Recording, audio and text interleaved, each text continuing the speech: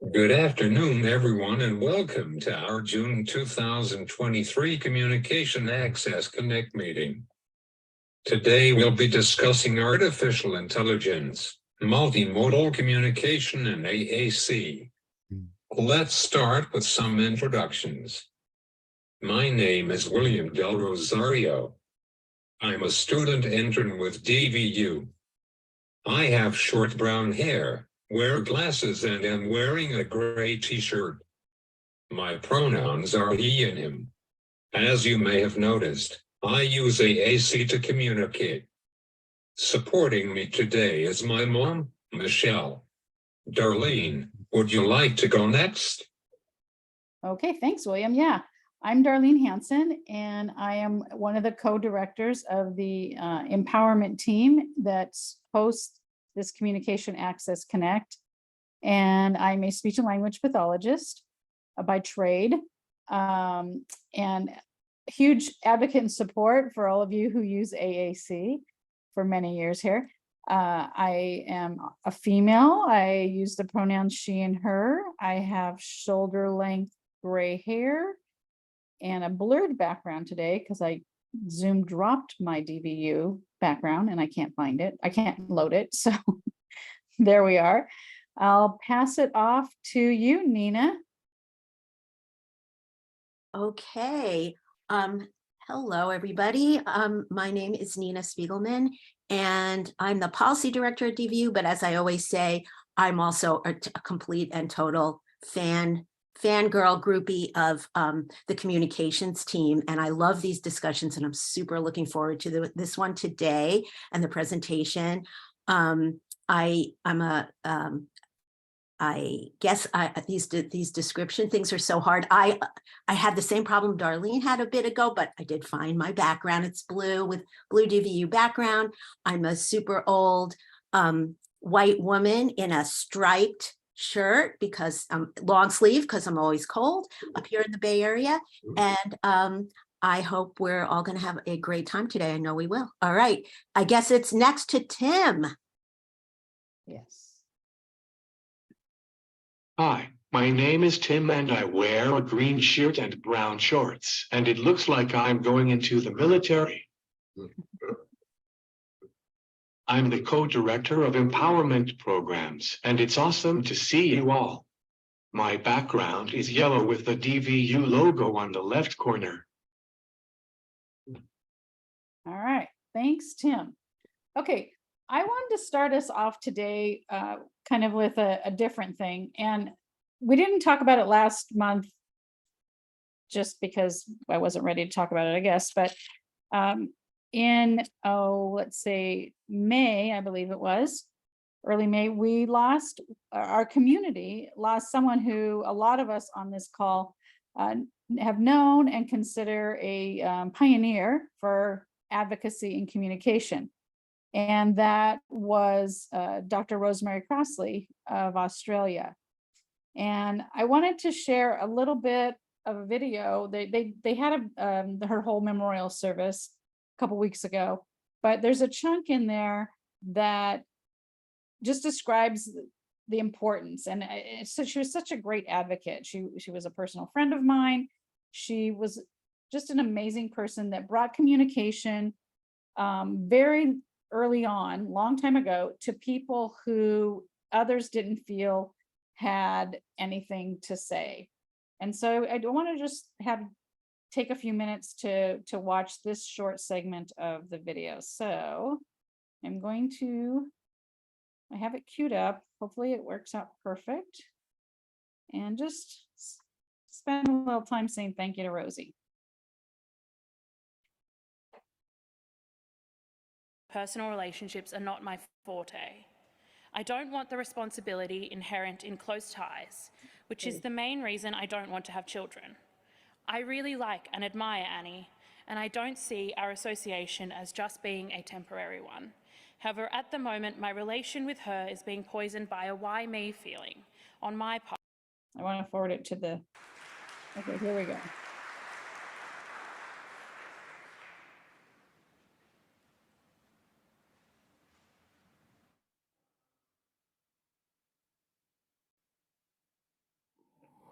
Annie and I spent more than an hour together while she gradually programmed her answers to just 2 questions. How do you feel about being able to communicate through a voice box like this?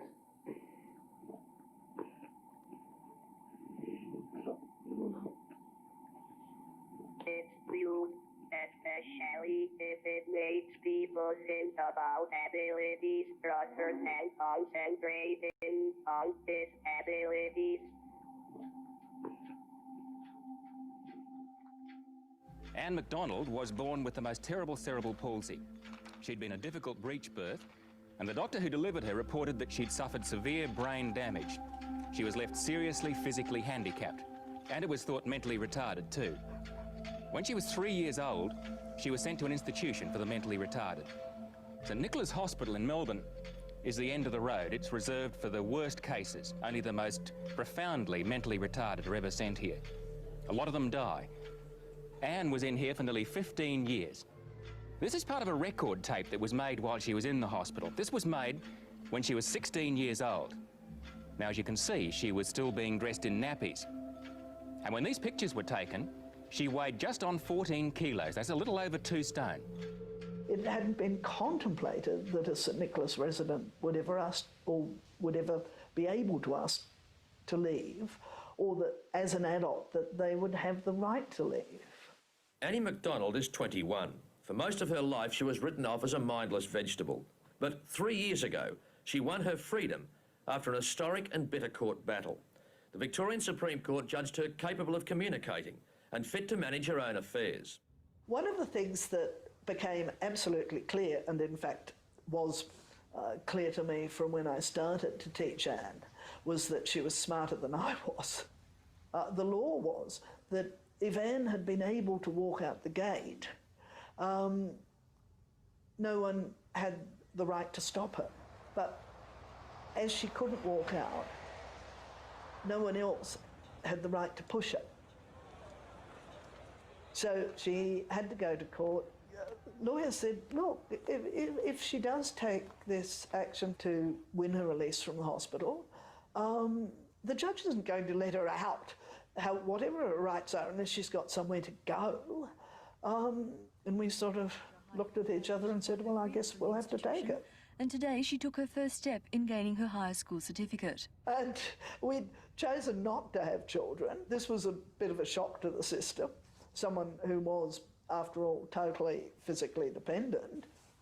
A toast to a feat some predicted could never be accomplished. At 33 and suffering cerebral palsy, Annie MacDonald has defied those who branded her intellectually disabled, today graduating from Deakin University with a Bachelor of Arts. Initially, we said to Anne, look, we think we can promise you 10 years, and at that stage, if you want to leave us earlier than that, obviously you can, but at the end of 10 years, I think you should be looking for somewhere else. I love you all. I wish I could use my voice to thank you, but if you'd hear my thoughts, you would know how much I value your friendship. I'm thoroughly spoiled with such wonderful friends, but I wouldn't have it any other way. Well, hey, it didn't turn out like that, and she stayed until she died.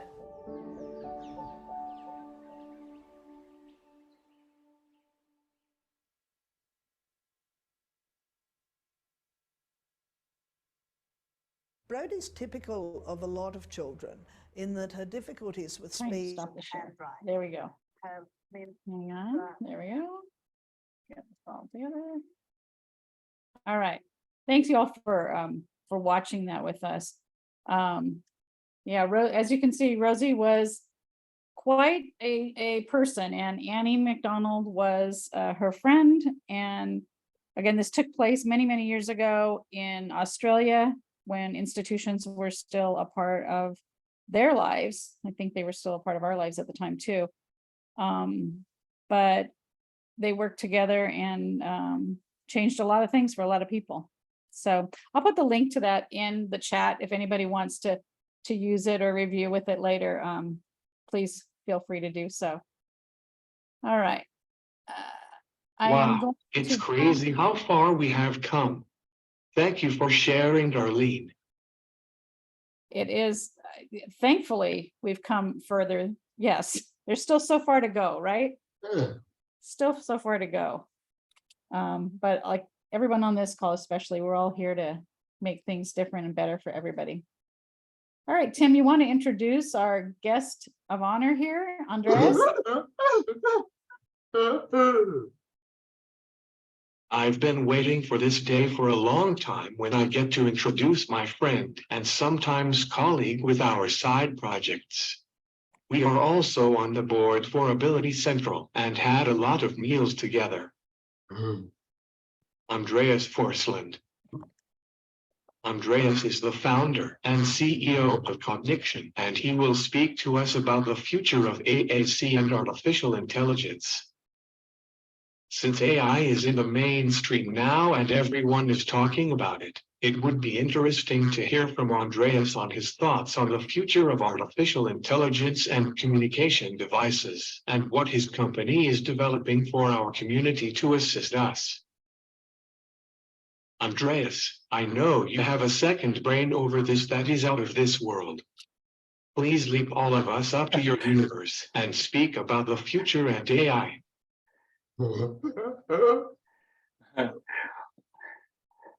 What a, I don't know how to respond to that introduction, Tim. Thank you so much for inviting me to present today. And thank you for being such a great friend. And thank you for coming to visit us in Santa Barbara, California, which is a long drive from where you are in Orange County. And you know, thank you for all that you do for the community. You're an amazing advocate and spokesperson for everybody. And also for opening up and being brutally honest at times. You know, I think candor is so important. And it's the only, as I'm an ally, it's the only way that I can learn is with brutal honesty and understanding how we can solve real problems rather than sort of glossing over them. So, and I think we all share that same aspiration, is that we want to live our best lives. And we're all on this call on different trajectories in life. And from my perspective, I have always wanted to design solutions that one day I might need to use. You never know. So you want to make sure that the best things are available for you as well. So, but by introduction, so again, my name is Andreas Forsland. My background is, I'm actually a designer by background. I went to art school in Atlanta, Georgia, back in the 90s. And I learned how to design, early on, I'd learned how to design advertising, but I didn't want to go into advertising because I felt like it was using psychology to manipulate people. I always wanted to use design to design useful things. And then I went to work at IBM when I first started my career. And at IBM, in the 90s, I helped design essentially the first generation of the internet. So I got to work on the first, web pages at IBM, their intranet, as well as websites for many other big companies. And when the internet first began, it's what we call Web 1.0. And so if you think about the history of the internet, Web 1.0, accessibility was an afterthought, right? Computers were designed really without individuals with disabilities in mind. And actually, I should sort of say, if it weren't for Steve Jobs at Apple and a number of other individuals at Apple that sort of forced the conversation, things might not have happened even then. But moving on beyond sort of computer access, if you think about Web 1, computer access was mostly in the realm of device accessories. So head pointers for pressing keyboards, other kinds of accommodations such as larger keyboards or ergonomic switches and joysticks, but really sort of dependent on physical, manipulating your body physically to interact with the computer was the Web 1.0. When you think about Web 2.0, you think about the introduction of mobile phones. So think again, the mobile phone like the iPhone, that really ushered in an entirely new kind of computer experience. one where you could use sensors on the device. And those sensors could be used to pick up finger gestures, taps, swipes. And then also mobile phones opened up an opportunity for all kinds of other accessibility methods. Accommodations for vision, low vision, and blindness, accommodations for hearing, accommodations for physical motor, accommodations for cognitive. And so I'd say mobile, or the Web 2.0, was really the explosion of individual features that are accessibility features that almost nowadays require an expert, right, Darlene? You need to almost have a degree in the mobile operating systems on how to configure an Android phone or an iPhone, on how to personalize it for the individual. And it's really great that that's available, but all of that explosion of accessible features, most of that's digital.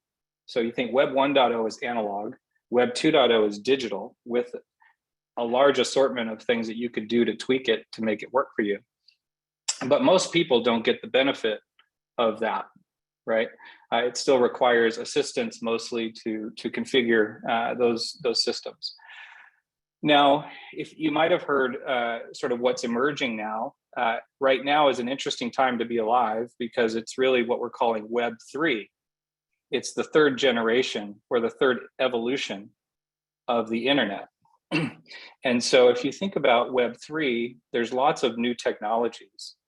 But what I want to talk about today is the role of accessibility and the role that AI, or artificial intelligence, can play in making the next generation of the web and of computing overall more, I would dare I say, ultra accessible. So, you know, but as a result, it's because many people are taking accessibility seriously at tech companies. So they take it seriously, not as a compliance issue, but as a design strategy. So you're starting to hear more and more about large tech companies that are embracing neurodiversity, physical diversity, gender diversity, age diversity. And these are programs called DEI, or diversity, equity, and inclusion. And then if you add the A to that, DEIA, for accessibility, you really get sort of the Big Mac turkey club sandwich of all the things that we wanted in one package at one time. So I'd say over the next 10 years, we can expect a lot of really amazing innovations that each and every one of us on this call are going to get to experience in our daily lives, which we've only wished for. We've been wishing for decades. And so I'm happy and proud to be a part of that evolution in the creation of this company called Cognition. I'm going to show my screen now, but before I get started, I realized I failed to describe myself. So I'm 48, so I'm a middle-aged white guy with a large forehead. I'm trying to keep my forehead about the same size. I'm wearing clear framed glasses with a salt and pepper shortly trimmed beard and mustache with a heather colored, sort of cream colored t-shirt. And I'm actually speaking to you today from my office in Santa Barbara, and I have a credenza behind me with a whole bunch of photographs of family and friends and some awards and some samples of some of our technology that we've built. But I'm going to show my screen now. So unfortunately, the tool I'm using to present includes videos, which is great, but it doesn't include captioning. So I'm hoping that you can help me from a captioning perspective or communication perspective on what's being transcribed or in the video. I'm going to show my screen now.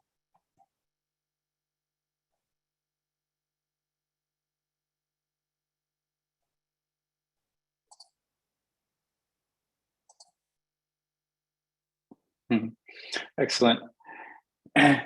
Could one of you just give me some gestures or move around if you can see my screen? Yes. Okay.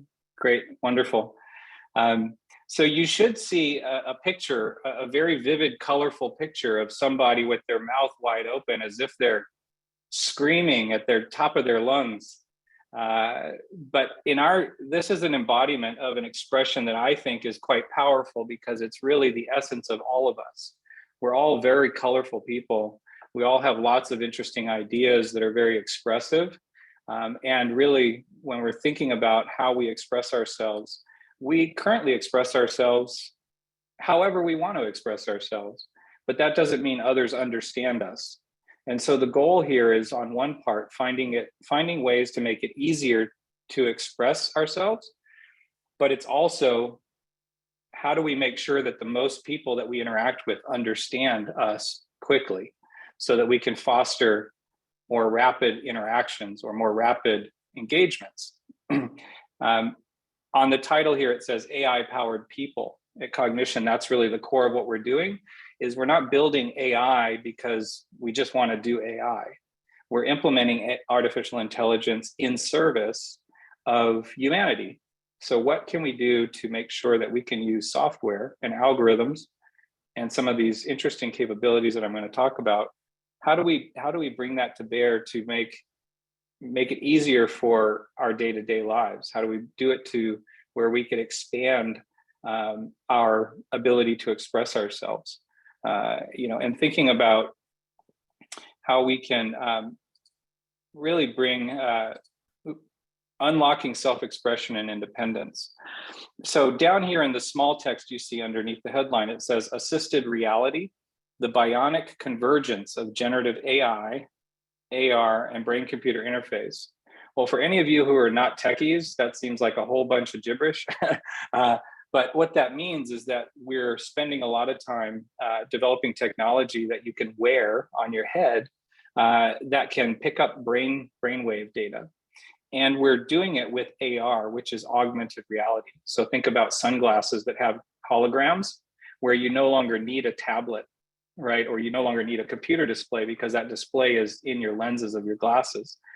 And then we're doing generative AI because that's the software that's running sort of invisibly in the background that's helping the system help you. So that's what we call assisted reality. This device, which I'm showing right now, is what I just described. It's called the Cognition One. And this is not by any means a promotional conversation. I'm just using what our work is to explain what we're doing, because sometimes it's hard to imagine what AI can be until you show something as an example. And we think there's going to be many other examples that you're going to encounter over the next decade that use AI to assist you in reality. In this case, we're talking about adaptive AI for AAC. I'm going to talk a little bit about the description of what we have here, because what you see on the right side of this picture is the front of the headset. And it's got a computer underneath the white part here, and it has a display. And the display is being projected into this large lens. And the lens looks like kind of like a large sunglasses. But the inside of the lens is got a mirrored coating on it. So the display is sort of reflecting into your eyes, so that it looks like holograms when you're looking out through the lens. It also, if you see these little brush-like circles on the back pad of the pad on the back of the head, those little brush circles are what we call electrodes. And the electrodes are resting against your scalp. And what they're doing is they're very sensitive, and they're picking up what's called microvolt electrical signals that are coming from your brain. Nothing hurts. It doesn't hurt. There's no surgery required. But what it's doing is on the back of your brain. The back of your brain is where all of your visual processing is happening. So anything that you're looking at out in the world, that is being processed in the back part of your brain, in the back of your head. So we put these sensors on the back so that we can project graphics that you can look at. And in the back, the sensors are picking up on which items you're paying attention to. I hope that makes sense. I've got some videos here that bring it home to kind of explain it to you. When we talk about adaptive AI, what we're talking about is the importance of adaptive AI to increase, the role of it increases as your physical abilities decrease. So the importance of having software that can adapt to you, so that as you're learning how to use technology, the technology is also learning how you do your unique things. So our vision here at Cognition is that AI will support your cognitive development as you're learning how to use your brain or your body to interact with content in new ways. And the system can personalize itself to you as your needs change. So what this means is that the system needs to be deeply personalized for you. It also is being designed for faster utterances for switch and gaze access.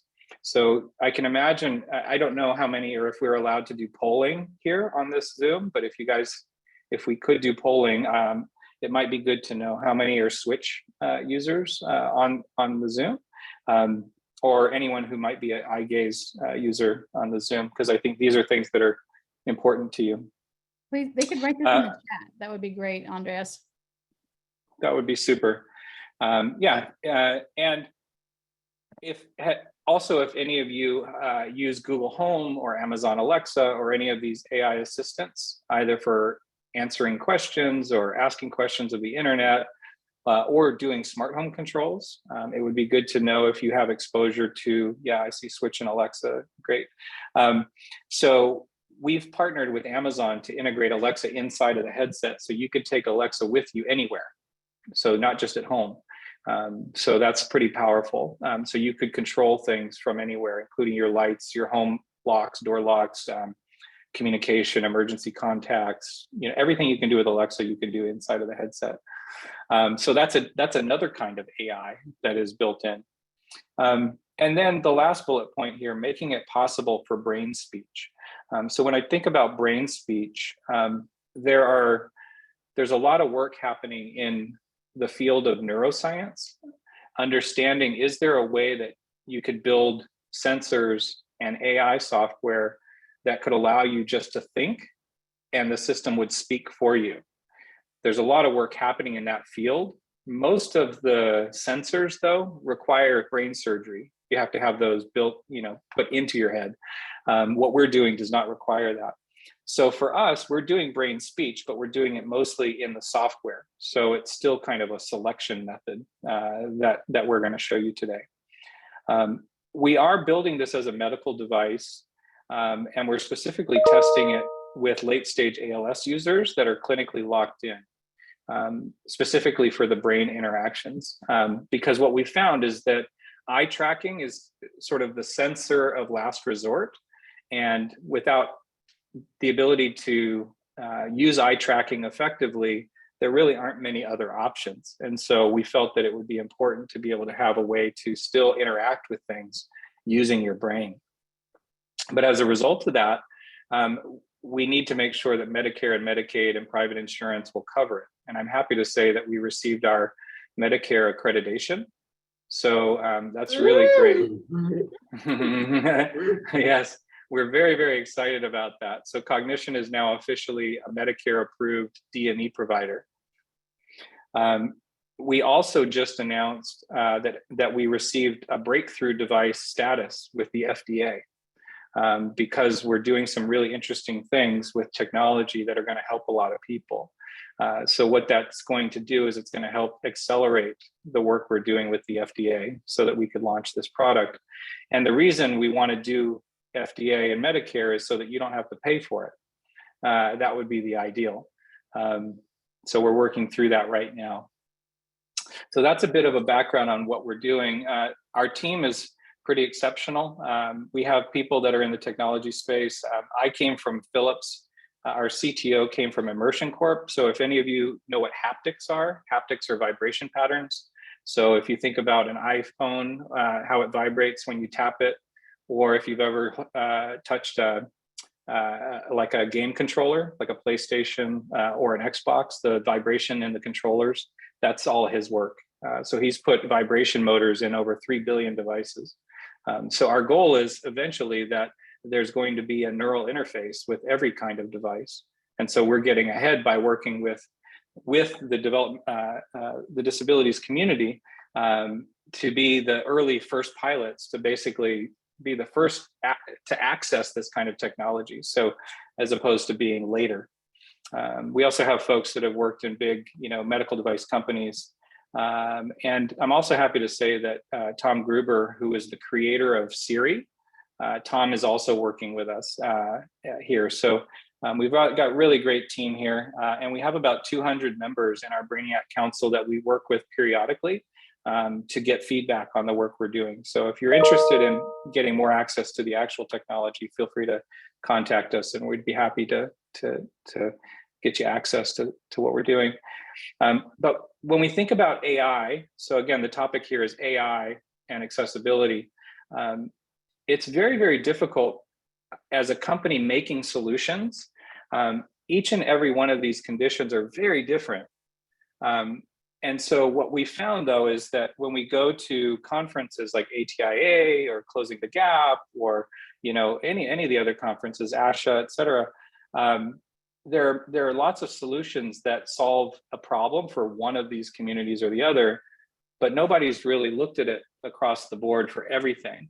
So our focus has been, can we work with everyone in all of these conditions and figure out what kind of wearable computer would be comfortable to use and easy to use that everyone could get access to. So we're really thinking about this from a universal design perspective. How do you design something that everyone can wear? But when we talk about the role of personalization, that's where the AI comes in. So how much information does the system need to know about you in order to personalize your experience in the software? So as an example, someone with late stage ALS that is clinically locked in, their needs are quite different than someone with cerebral palsy. However, we all want to do the same things. We all want to communicate. We all want to interact with the world. We all want to express ourselves. We want to create art. We want to have a job. There's all kinds of things we want to do. We want to move around. We want to change the scenery. We want to change the game, right? We want to leave an impact and a dent in the world. So as a result of that, we're thinking through what kind of software do we need to have that runs on the system that makes it highly personalized, and how can AI play a role in that? Well, a lot of the conversations that we're having in the tech industry around AI has a lot to do with privacy, has a lot to do with compliance, has a lot to do with these other things. And I'm sure that you all have an opinion about that. Our philosophy is that you own the data, you own your data, and that your data should be secure, and your data should live on the device, and you should be able to delete the data if you want. And so, or you should be able to have a preference for who you share the data with, when, and how. So if you think about that, then, we'd love to hear more about your opinions about that or your perceptions. But getting back to where we're focused on right now, I'm going to sort of talk about the role of AI and how it can be personalized through the lens of sort of an individual's journey, life journey, once they've been diagnosed with ALS. And so someone with ALS typically has, more or less 100% of their capacity, but over time it declines. And so it's never a straight line. From day to day, life can be very different. But in general, it trends to zero. And then as you go through this journey, you end up having certain key functions that start to fail, such as your arms and upper body, then eventually leading to fine motor control and fingers being difficult to use, then moving into cervical or neck control and muscular tone for neck movement or head pose starts to fail. And then we sort of see breathing being impacted, and then life choices having to be made regarding whether one gets a tracheotomy or not.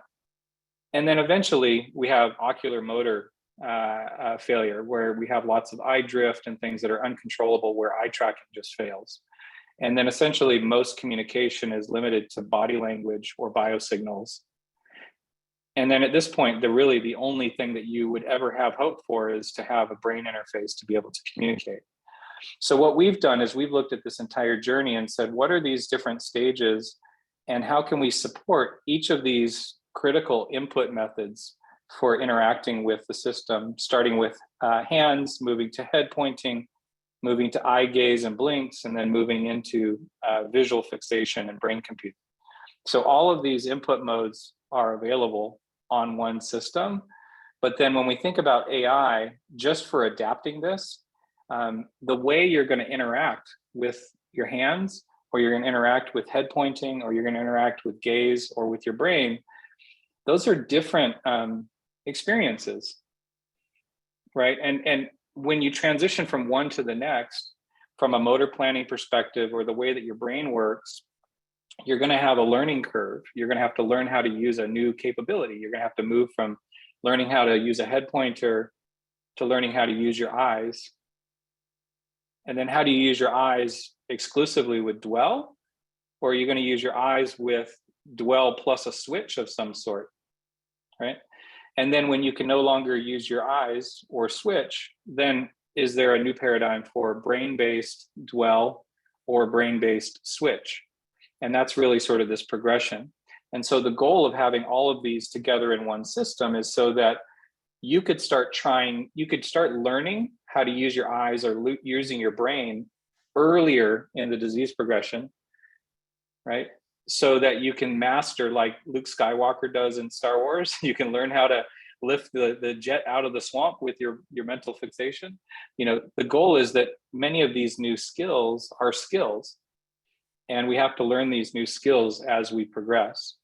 But what's cool about this is that each of those, from a user experience perspective, could be configured as, classified as very similar. So early stage ALS could be configured in a way very similarly for certain types of presentations of cerebral palsy or multiple sclerosis or stroke or aphasia.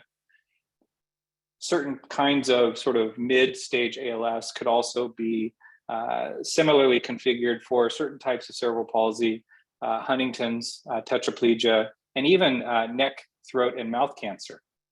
And then later stage ALS is quite similar to brainstem stroke or late stage Parkinson's or traumatic spinal cord or brain injuries or locked-in syndrome.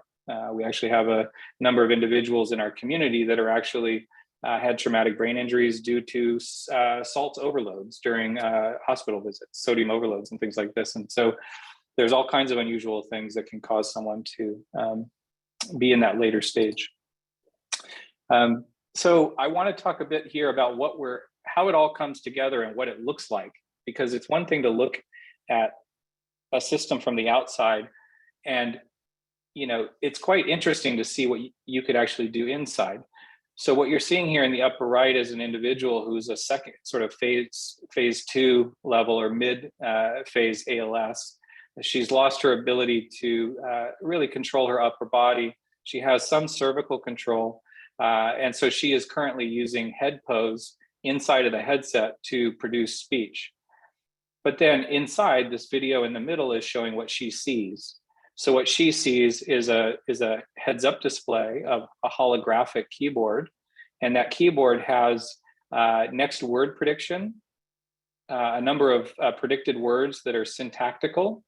And then we have entire phrases that are being predicted using AI.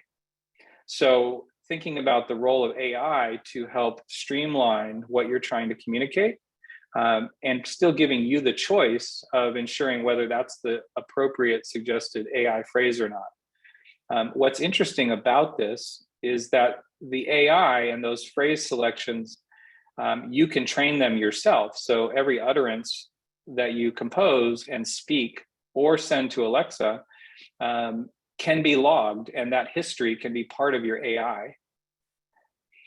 In addition, you can work with a caregiver or someone else to rapidly import language that you like to use from different sources.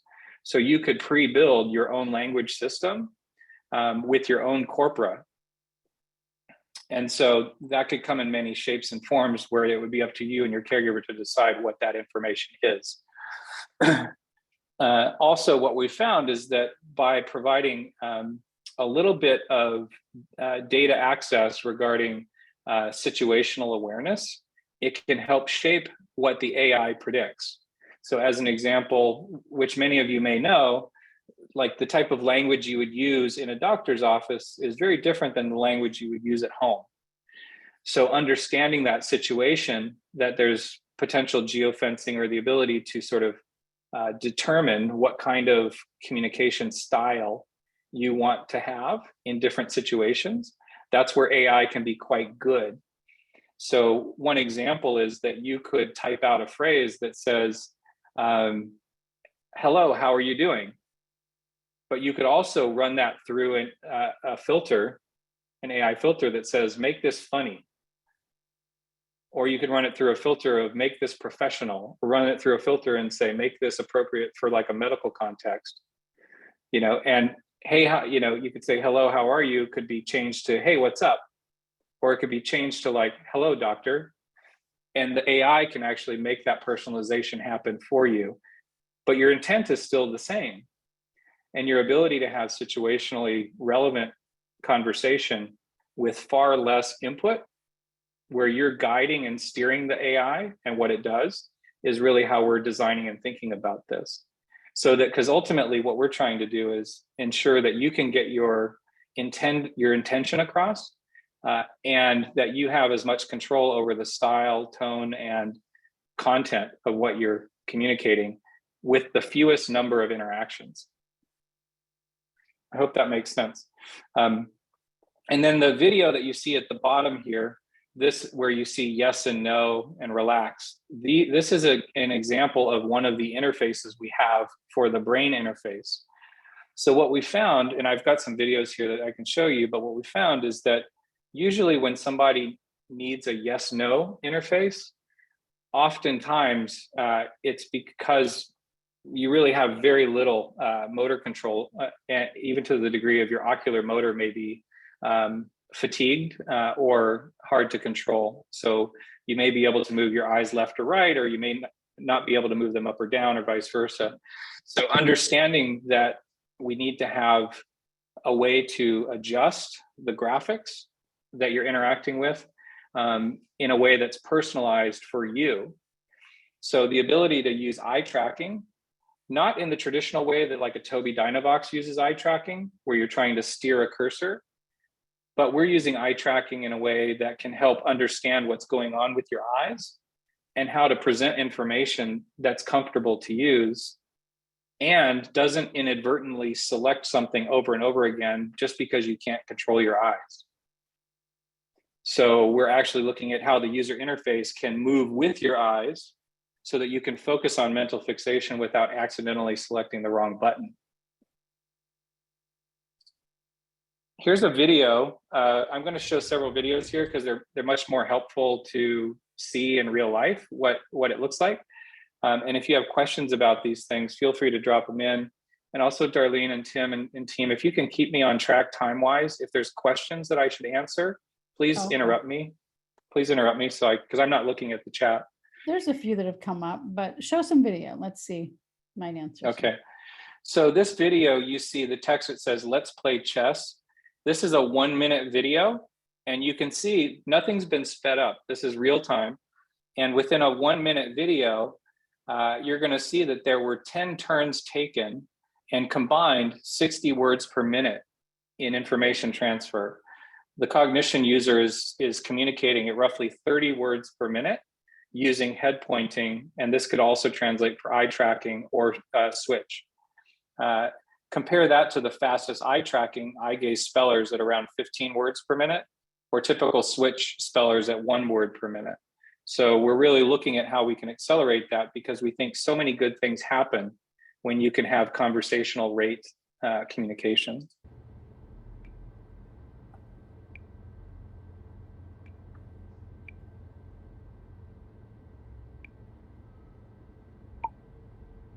How are things going?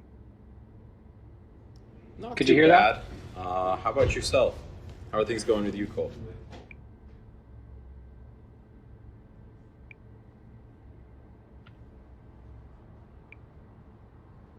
I'm doing great. That's good to hear.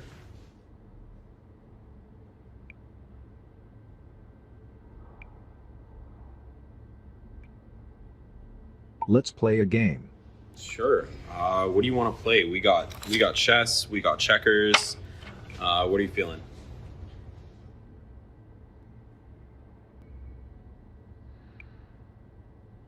Chess. All right. I'll set the pieces up then.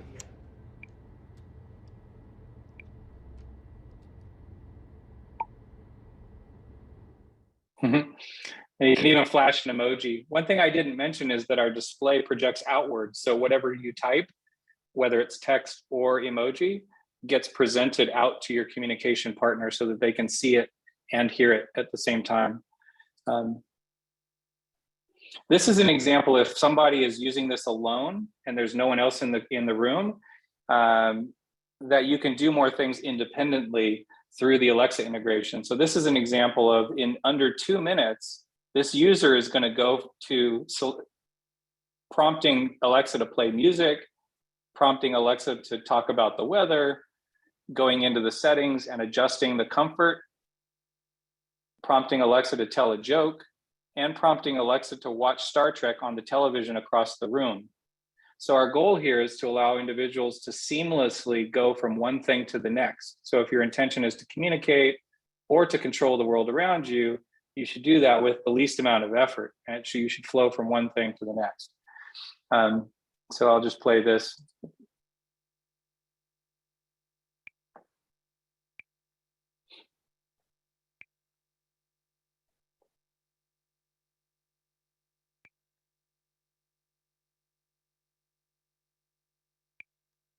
And they just hit the star, and that star is the way to save it for later. So you could save it, and that's Play some training music. the AI.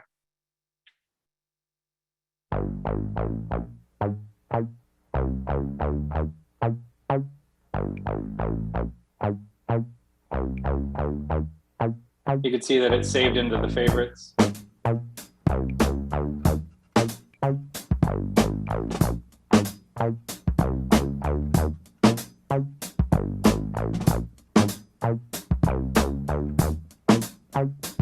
How's the weather? And you can see the Alexa Vista. modal It's 55 actually does degrees Fahrenheit, captioning. clear It skies and captions sun. it Today's as it forecast calls plays for it. more of the same, with a high of 69 degrees and a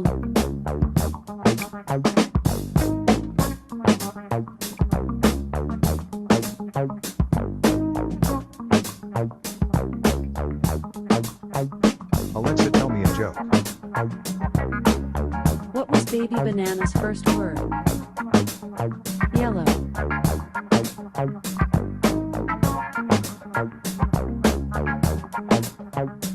What's up?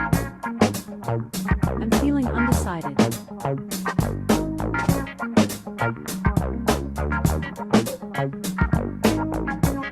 Let's watch something.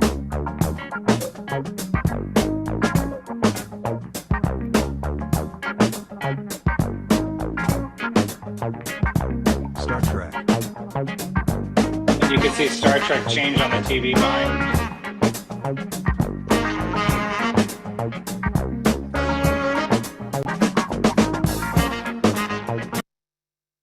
It's kind of wild, huh? It's very well. Okay, we got some good questions in here, Andreas. Sure. First of all, I want to know if you can you yell at Alexa like I do when she doesn't get it right? Using this You technology? can. I would imagine you can do it in all caps. Alexa. Put your cap locks on. Yeah. Yeah. Okay, so a few questions are coming in regards to the sensory needs, or accommodating the sensory issues that different people have for different reasons. Like some even just wearing things or getting too much input. Is this an issue? Like, I'm thinking getting too much input would be a concern, or seizure activity or anything like that. Is that something you're seeing or tracking? Right. So if anyone has sort of a prior condition of epilepsy, then that's a sort of excluding factor. We tend to just want to sort of play that safe. Use at your own discretion. We've not seen anybody that has any kind of sensory overload on this, but we have designed, because we've spent, Darlene, you and I go way back, and we've spent a lot of time within the autism community, and we understand sort of the sensory considerations. And so in the settings, we allow you to turn off or turn on audio feedback, haptic feedback or vibration feedback, We have visual accommodations that you can make. So there's a number of things that we're considering in the settings to allow you to personalize that for the person themselves. Oh, okay, perfect. Yeah. Valerie had a question here that I'll just read it because she wrote it so nicely. Will the system be able to be usable and useful for people with dual sensory conditions such as blindness and hearing impairment in way that is well integrated for an individual with both conditions? If so, how could that help? Yeah, I think this specific model that we're building might not be the best one for you, but our underlying strategy has been, because we've tried to figure out how we can use haptics and spatial audio or other kinds of accommodations such as captioning. So we're designing with a broad artistic palette with all of these different techniques. So there could be an application that's you could add a software application on here that's designed specifically for those comorbidities or those joint conditions. We haven't done that yet, but if there's someone in the community that wants to design an application for that specifically, do contact us, because we want to make this technology available for partners to build other applications that are helpful beyond what we've done. Oh, cool. And then I'm going to have Lisa, I'm going to unmute Lisa or ask her to unmute because she has her hand raised. You're ready, Lisa. Hello. Good afternoon. Hi. Hi, Lisa. Happy summer tomorrow. Cool. Okay, my question is for Alexa, for people who have speech impairment. How accurate is Alexa willing to repeat what you said? So repeat what you said, because sometimes when I ask you to watch Wheel of Fortune, sometimes when I ask you to watch Wheel of Fortune, according to my hearing, I heard the contestant saying the phrase that solve the puzzle, as well as the next contestant did when the Pat actually told the contestant the contestant was wrong. Yes. Before you do that, Andres, I'm just going to tell Lisa's question part again. So those of you for revoicing, Lisa's asking, how about for her speech isn't always accurate, and so Alexa doesn't understand what she's saying, and how could this help her out? I think is what you're asking, Lisa. Yes, because a lot of the audio devices, when I try to say something, it doesn't say. They don't recognize my voice. Correct. Okay, Andres. Got it. So yeah, so I mean, my answer, Lisa, for that is we have a microphone that's on the system that we allow to take in audio. We're not currently, our team's not currently working on dysarthric speech input. We have friends and partners who are working on those kinds of things, which we could potentially put onto our system. I could point you to some other technologies that are becoming good in that area.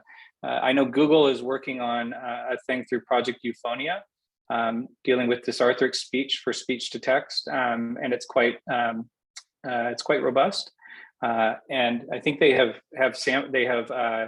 trained their AI model for understanding dysarthric speech with, I think, 1 million people have donated their speech voice profile data.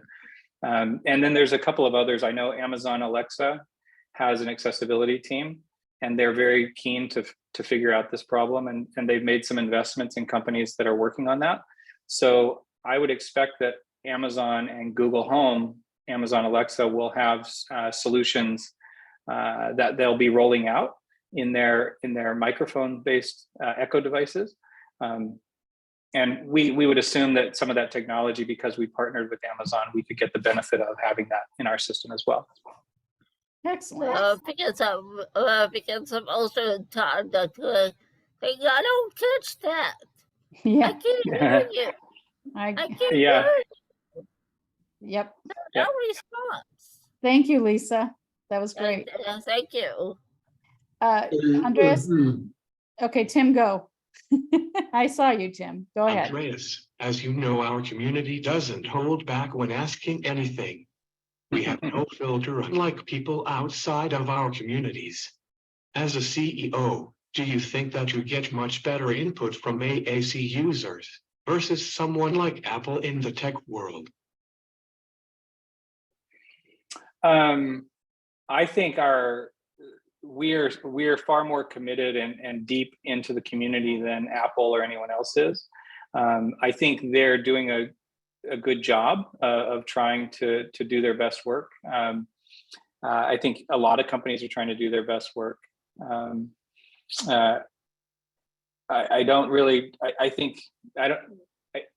I'm not sure exactly how to answer your question, Tim.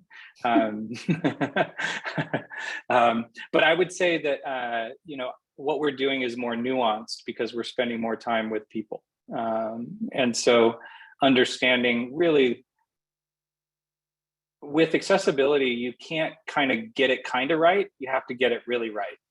And in order to get it really right, you have to go down to the pixel. You have to go all the way down to pixel perfection.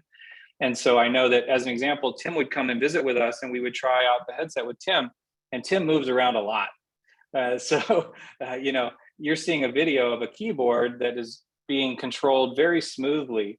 When Tim gets a hold of this thing, he's all over the place, right? And so working with someone like Tim that has more spastic movement, what we learned is that, the more you try and slow down your movement, the harder it is to, Like the more you try and stay steady, the more spastic you get. And so most people that are not spending time in the community designing with people, they would try and oversimplify that problem and not actually solve it, right? Versus actually, how do you write an algorithm that can be as orthogonal to your chaotic movement, right? So it's like, how do you really deal with smoothing out the user interface? And so that's a very hard problem, is adapting these graphics to someone that moves around as much as Tim. So Tim's kind of our outlier. He's like, if someone on this call is more extreme than Tim, I invite you to contact me. But right now he's my hardest case. I want us to make this so that Tim could use it, because he's so, he's so committed to his existing system. I take it as a challenge. I think Ed was asking if you could explain orthogonal. I think you did, but go ahead and just say it one more time. It's kind of like it's not quite the opposite, but it takes you in a very different direction, right? And so some people are approaching it. Maybe another way of describing it is some designers are lazy, in the sense that they're just using data from the web and researching things and reading articles and white papers, and they're not sitting side by side with someone trying things out. Yeah. Oh, that was great. Deborah had a question, Andreas. She says, in an earlier graph, I noticed nonverbal autism in a pale large circle at the left of your graph. What are your thoughts or efforts with this population of people? Well, the interesting thing is that that's sort of where we started. So we actually have been in business for, I'm actually 9 years. So talk about commitment to AAC for 9 years. And that's actually where we started with our very first product, which was a little stone device. And so, and as a gesture controller, as a prompting input method. And then we created an application, which was a gesture-based application for folks to use gestures as shortcuts, as like swipe gestures on a device. So what we found, though, is that we've actually not gone back and tested this device yet with the autism community. We would like to do so, but primarily that chart that you were referring to, most of our effort is on the right side of the chart. So, because we're still a small company, we can only do so much. So our focus has been right now working on the right side of the chart, with folks who are more impacted on the physical motor side. And then we understand that there could be opportunities, especially for non-speaking ambulatory teenagers or adults, such as typers that are commonly using typing technologies. I think they would thrive with a device like this, but we're just not sure if they would enjoy wearing it on their head. Oh, that's true. Well, when you are ready to bring on some beta testing with people who live in the autism world and are non-speaking and use AAC, I think we'll have a good little pod of people you can check out there, Andreas. Fantastic. Can't wait. We're excited about that. I'm thinking that the AI feature is what I like a lot for the autistic community. The learning, the language learning part and all of that, because that could really make things easier socially. It can make things speedier. It can just alleviate a lot of the time that you otherwise spent with your motoric interruptions, all of that. I just think that part's intriguing to me. I think there's going to be something in that for you guys with autism. That's wonderful. Yeah, and one of the things that we're considering is that there's a companion application that goes with this. That's a caregiver companion app that helps with a more rapid setup and personalization. And it's really being designed for a non-technical caregiver so that it's very easy to use and interact. But that application would effectively be like a chat application. So you could have a private chat between the headset user and the mobile user and be able to have sort of a wireless connection if you wanted to have a text-based communication partner. That could play into prompting or other kinds of social training and behavioral training as well.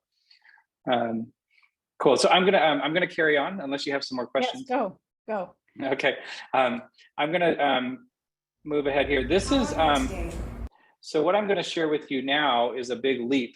This is the first time really anyone is outside of the company or key partners has seen sort of what we're doing from a BCI perspective. And so this gives you an idea. So this is what we call a T5 keyboard with a personalized language model. And this is essentially the BCI using the BCI to, it's called a visual BCI because it's kind of like gaze, but you don't have to look right at the button. You just have to mentally pay attention to the button.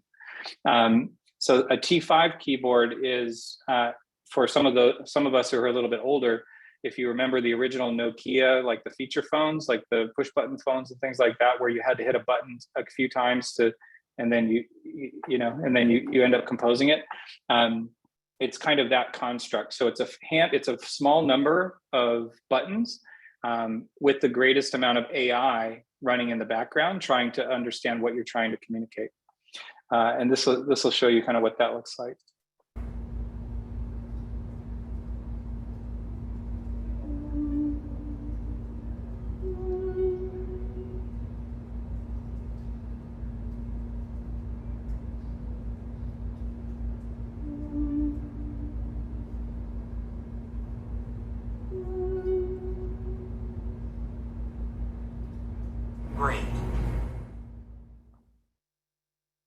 So that individual with very little training was able to select and compose phrases out of our default corpus fairly quickly. And so as a BCI speller, we think that we can get anywhere from 2 to 6 or even up to 10 words per minute using a BCI speller, which is kind of unheard of. It's like rocket science meets neuroscience.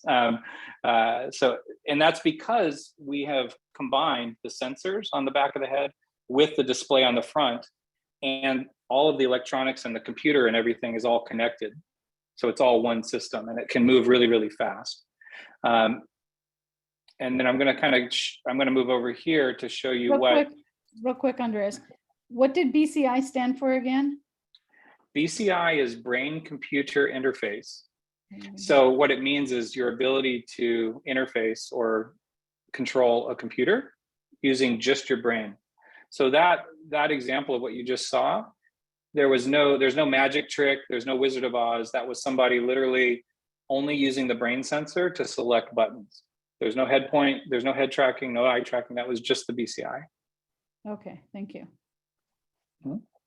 And this is an example with far fewer. This is kind of our reduced number of choices, primarily for someone who's maybe in traction if they're admitted into the ER or in the intensive care unit, or perhaps they have a traumatic brain injury, or they've had late stroke or late stage ALS, being able to ask closed questions. This is where the AI is not in the language. This is where the AI is processing your brainwaves. So this is, you can't really see the AI because you're really choosing between yes, no, and rest. But the role of the BCI is to help speed up your decision, your choice making, and ensure that you can do it fast and accurate with a limited set of buttons.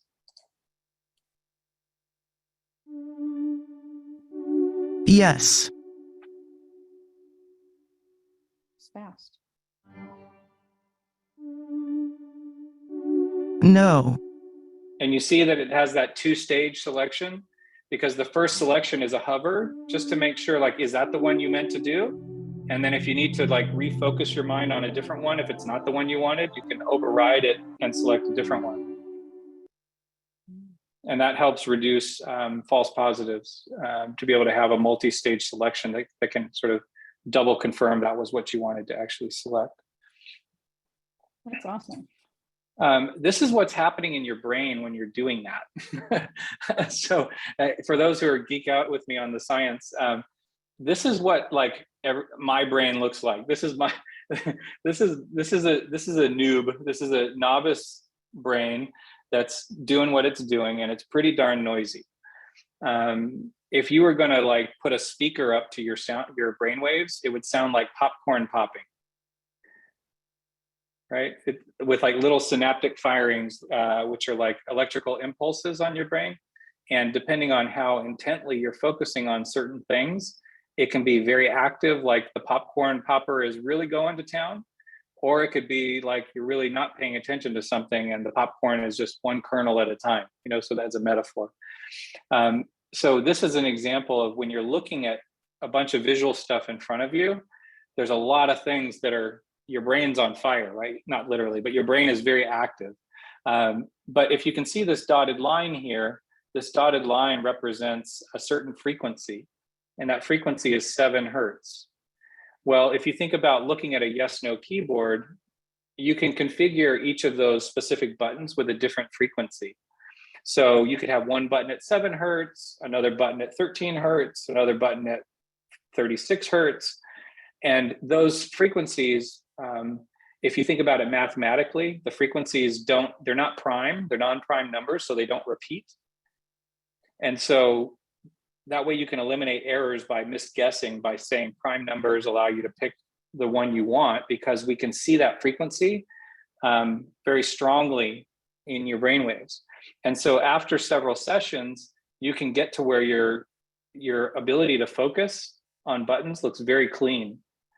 And so you look at this on the top right, where the graph of your brainwave data looks much less noisy and more focused on 7 Hertz and 14 Hertz. So in this case, 7 and 14 divide into each other. And you can see that the 14 Hertz is actually higher than the 7 Hertz. So this is some of the stuff on the algorithm side. The AI has to basically understand what are you focusing on, and how do we make sure that we're selecting the right button based on what you're focusing on. Very cool. I hope that helps explain things. And you might have, this is a weird chart, so forgive me, this is where we get a little techie, but this is actually a graphic that's pulled out of one of our patents from 2017. So this tells you how far back we've been thinking about this. But if you look at the headset in the middle, over here on the left, there are arrows that are pointing to a block. This is a block diagram. So there's arrows that are pointing towards the headset from the left. There are arrows pointing down to the headset from the top. And then there are arrows pointing away from the headset on the right. And then there's a block below the headset. So that the arrows on the left that are pointing into the headset represent different input methods. So you have touch, biosignals, a keyboard, eye tracking, alternative IO or indirect select, other kinds of things. So these arrows could be any kind of input method you can imagine. And these can be used individually or together and have these coordinate together like a mouse and a mouse click. So this notion of all these arrows are going into a box that says multimodal input and intent detection. So what we're doing is on the input side, we're facilitating a user's ability to use one or more input methods individually or together in order to increase that person's ability to feel comfortable using a system like this. And if it's got a biosignal associated with it, such as the EEG or eye tracking, then you can start to get a sense of what their intention might be. If you look at the box at the top says context awareness. Context awareness means the system needs to understand a little bit more about what your situation is. And so we're not doing all these things right now with all these arrows. This is a patent, so it gives you kind of an indication of all the possibilities, but we don't have to do all these things, but these are the different possibilities. So some of these arrows that provide context is information about your environment, voice, facial recognition, date and time, your communication history, your location, your proximity to other devices, like an IoT device or a Wi-Fi connection, or object recognition. So if there's cameras that are facing outward that can identify what's in front of you and distinguish between, say, an apple, a pencil, a desk lamp, things like that, those cameras can provide context as well. We don't have that right now. We're not doing the outward facing cameras, but that's something that can help with context. And so the combination of interacting with stuff in front of you with a little bit of context information, then with what we call generative AI. Generative AI is primarily based on language. And so if you're using language as the core of producing things, language is the way we make sense of the world, right? So our minds are meaning-making machines. Let me say that again. It's a mouthful. Meaning-making machines is kind of what we are, right? So, our goal is our brains operate like pattern recognition machines. And so when our brains see patterns, we try and make meaning of that, and then we classify it. And if we've classified that meaning, then it's about, can I recall that meaning later? And does that meaning change over time, or is it steady? And so the role of generative AI is to understand, is the meaning that's being assigned to this phrase or to this object, is it steady and consistent, or is it changing, right? And so that ability to understand your language and how you could personalize that language and use generative AI to shape what language is appropriate and how long of an utterance or short of an utterance do you need to compose to get your point across. That's our immediate use of generative AI. And what we're doing on the right is output and action. So the ability to do different kinds of output. Well, we could have it presented on an AR display like we're doing. It could be sent to a virtual assistant like Alexa. It could be spoken out loud on a speaker.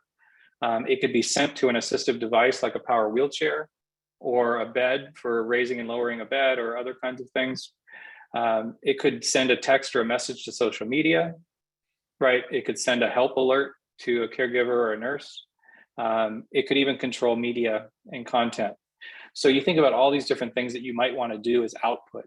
So this is our overall system. And so I can sort of get a sense that you guys might be glazing over because I'm getting all academic and nerdy about this stuff. So feel free to stop me. But this is the palette that we're designing with at Cognition. And so we're picking things that can be really helpful that we can roll out. And there's one other thing regarding generative AI, which I'm not sure if you guys have been paying attention in the news, but it can be used for lots of different things. So there's a company called Lucy, which some of you may know. Lucy is doing, they're using cameras on wheelchairs to be able to detect obstacles that could cause a problem for the wheelchair.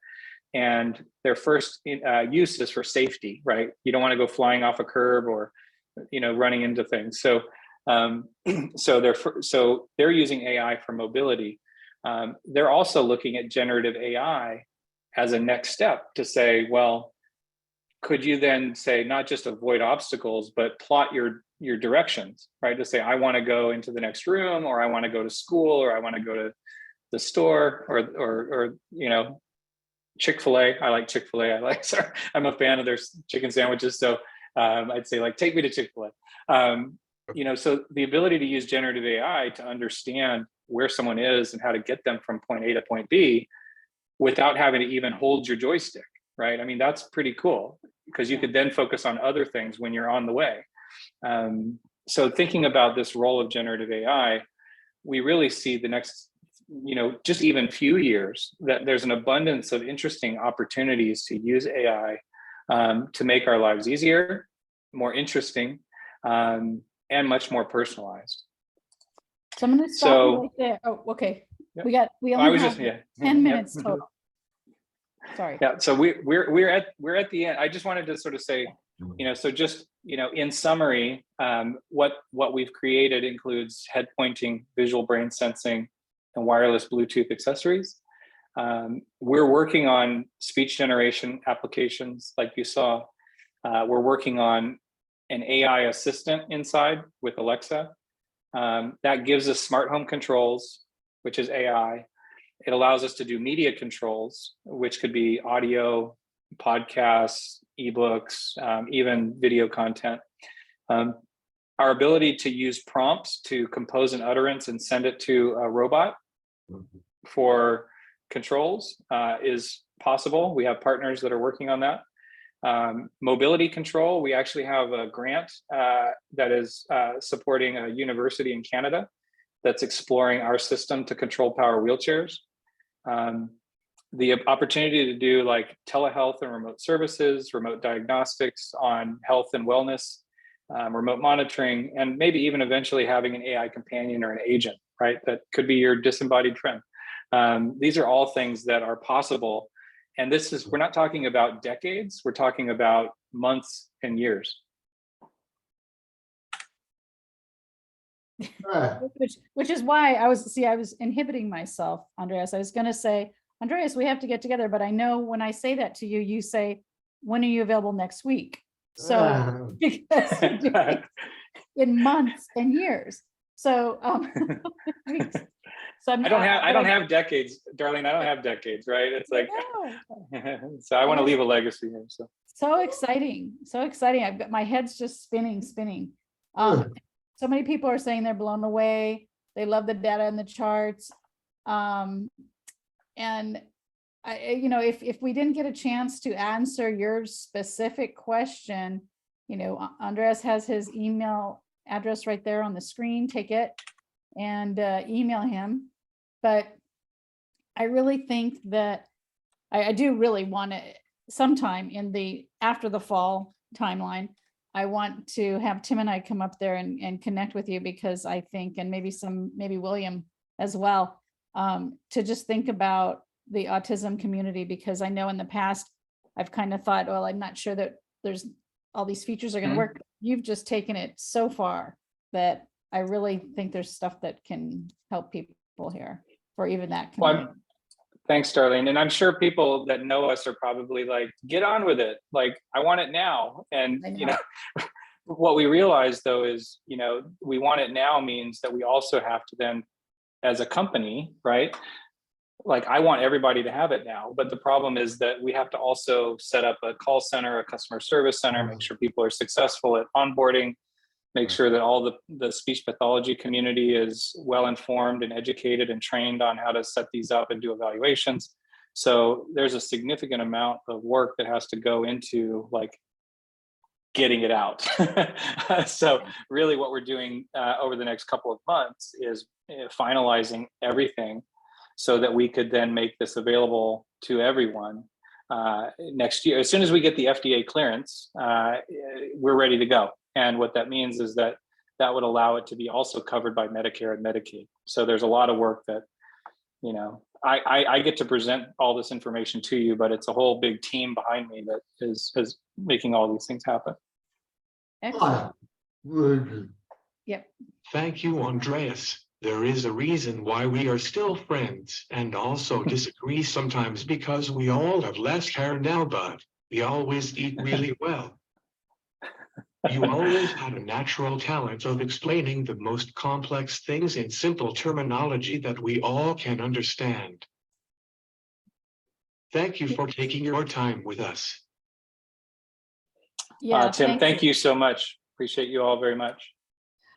For those of you on the line here still, know that there's a recording will be posted in the next couple of days of this. I think it'll be the next couple of days. Be patient with us, but you can always find them on our website, disabilityvoicesunited.org. And we catalog all of these recordings. So check back in later and you can rewatch this and use your dictionaries or just hear it one more time, because there's a ton of information in there, Andreas. I'm so excited. I'm gonna be, since you said you're almost finished, I'm gonna give you one thought, just that maybe you already have the answer to, but the word finding issues that so many people with autism experience and so many other disabilities, communication disabilities, how is that playing into being able to find the right word? If your mind's thinking of all these other things, is the AI able to figure that out and go to the right one? Yes. So I mean, we are a little constrained in how many. There's a bit of a, the vectors are. What are all of the possible variations on someone's? It's called like semantic intention. So like, what am I semantically trying to get across? Yes. And then what are the different expressive ways that are appropriate and grammatically correct? And then overlaid with what is your style and like, what is your history and how do you say it your way, right? And so, but then we're still limited by presenting several options to a user that they would need to comprehend and make a choice. So it's in that last little bit where you would have to assess, do they understand each of the different utterances and the different sort of flavors of them? And is their choice being made because it's their preference, it's the only one they cognitively understand, or motorically it's the only one they can reach, right? Visually. So that's sort of how we're looking at it. And we're trying to provide like the Goldilocks choice, like how many choices is too much or too little, and what gives you enough variety. But the beauty is in the training, it trains itself, right? So it does, so the more you use it, the more you're selecting things that we assume competence. And so we assume that you're making choices that you really want. But there are ways that you can nuke that. There are ways that you can like come back and say, I want to delete that whole history, if you want. Or there's ways that you could retrain it, because some of the things we're thinking about is the AI needs to be forgetful, right? So you can't reinforce the wrong behaviors or you can't keep perpetuating the wrong selection. So we need to make sure that the AI sort of forgets that there's some sort of, pruning of the corpus or pruning of the phrase inventory, because they're just, we need to like unlock some of those weights and reinforce them later if that was in fact what they wanted. Okay, I think it's going to work then. I think it's going to work. So anyways, we're going to end here, but I want to say thank you all again. We're going to meet again in July. I'm going to look it up here really quick. The July date is going to be July 18th. We will meet again. Watch for our topic because I don't have it off the top of my head here. But we will share that with you. We'll probably have Andreas back in, a year when he's done 4 more new things. And keep us up to date on all of this stuff. Very exciting. There's so many thank yous and so many wows and mind-blowing comments here in the chat for you, Andreas. Thank you. Awesome. Thank you. And I don't know if you can see me. I don't know if the Zoom is going to filter out the audio, but I'm holding up a black cowbell. And so Tim knows what this is. So I'm going to ring the cowbell. Did you hear that? Yeah. Okay, good. So what we do at Cognition is we usually ring the bell when people say their first words with our system, and we love to celebrate those achievements. And also I wanted to celebrate each and every one of you because I noticed that almost the entire group has stuck with us all the way to the end here. So you guys all deserve some cowbell kudos from Cognition. So thanks for sticking it out. This was a pretty deep technology presentation. Thank you very much, Andreas. And thank you everyone for staying with us. And thank you, Lorna and Amy, for translating for us. We'll see you all next month. Bye, everybody. Bye.